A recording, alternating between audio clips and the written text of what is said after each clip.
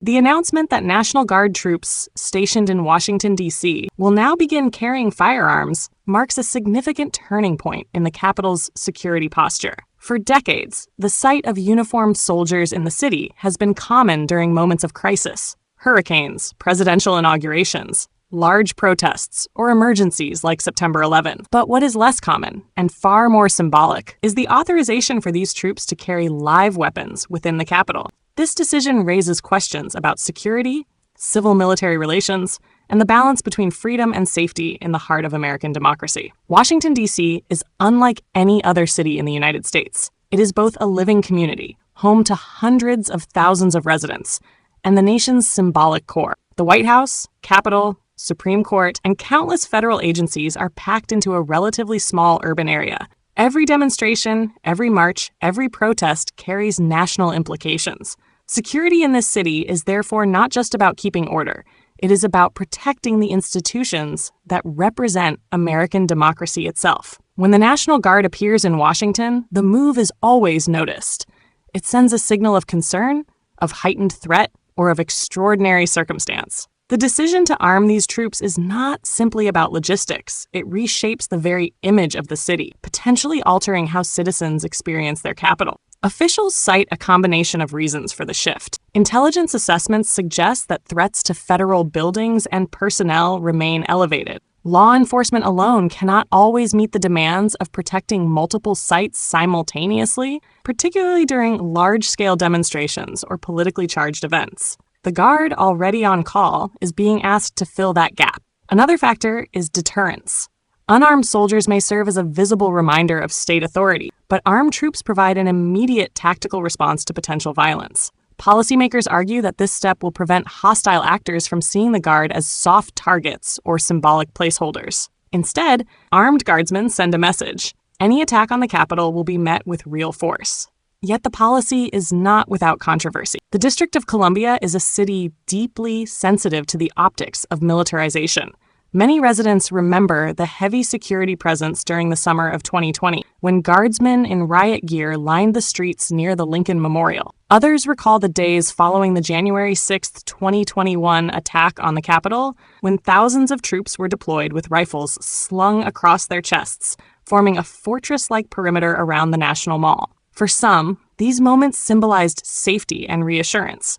For others, they represented intimidation and a chilling reminder of how fragile civil liberties can feel when soldiers, rather than police, patrol public spaces. By authorizing firearms, officials are re-entering this debate, risking criticism that Washington is edging closer to a militarized zone rather than an open, civic space. The National Guard is not a police force, but its members often operate in quasi-policing roles during domestic missions. To carry firearms in Washington, guardsmen must undergo specialized training that emphasizes restraint, judgment, and adherence to strict rules of engagement. Commanders stress that weapons will not be used for routine crowd control, but only in response to credible, imminent threats. Still, mistakes in high-pressure situations can have profound consequences. The presence of firearms introduces risks of escalation, of miscalculation, of accidents. The Pentagon has been careful to underline that safety and discipline will guide every deployment, but the public's trust will be tested not by official assurances,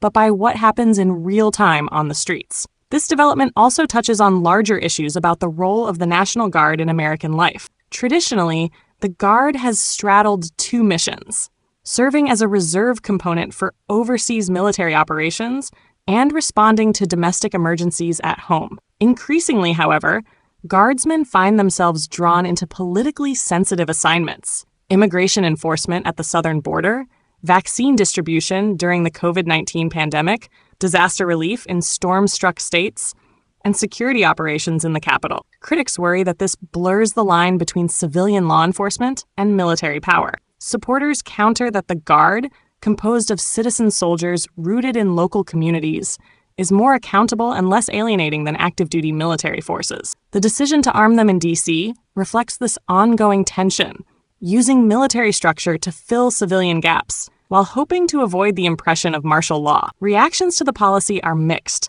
Security-minded lawmakers and officials praise the decision as overdue, arguing that the Capitol cannot afford to appear vulnerable in the current climate. Civil liberties groups and some community leaders, however, warn of a slippery slope. They argue that Washington risks normalizing the presence of armed soldiers in everyday civic life, eroding the boundary between open society and garrison state. Public opinion will likely hinge on how the Guard conducts itself in practice. A quiet, disciplined presence may reassure residents without sparking backlash, but a single misstep, an overreaction, a confrontation gone wrong, could inflame the debate and deepen mistrust. The move to arm National Guard troops in D.C. is more than a technical adjustment in security policy. It is a statement about how the United States perceives its own vulnerabilities and about how far it is willing to go to protect its democratic institutions. Washington is, after all, the stage on which the nation performs its ideals for the world to see. The question now is whether the sight of armed guardsmen strengthens or undermines that performance. Ultimately, the success of this policy will not be measured by how many weapons are carried, but by how rarely they are ever used. For in a democracy, the presence of soldiers with rifles in the capital city should always be an exception, not the rule.